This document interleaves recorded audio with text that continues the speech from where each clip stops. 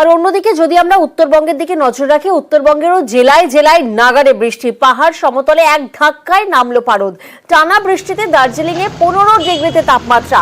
প্রবল গরমের পর ফের চেনা আবহাওয়া শৈল শহরে। শিলিগুড়ি, কালিম্পং সেখানেও দফায় দফায় বৃষ্টি।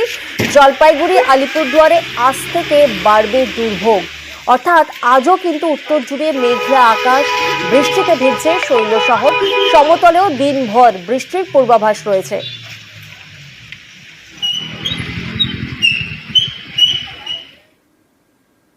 অন্যদিকে বাংলা সিকিম লাইফলাইন, সেখানে নতুন করে ধস।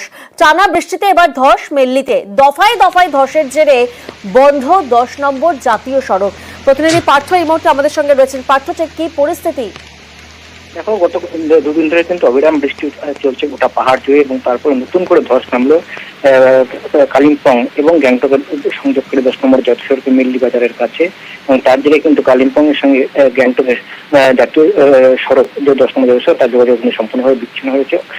অর্থাৎ গ্যাংটক বিতলে শিলিগুড়ি থেকে, তা কিন্তু শিলিগুড়ি থেকে সেবক হয়ে তিস্তা, তিস্তা থেকে কালিম্পং, কালিম্পং থেকে মংসং হয়ে তারপরে রংপুর।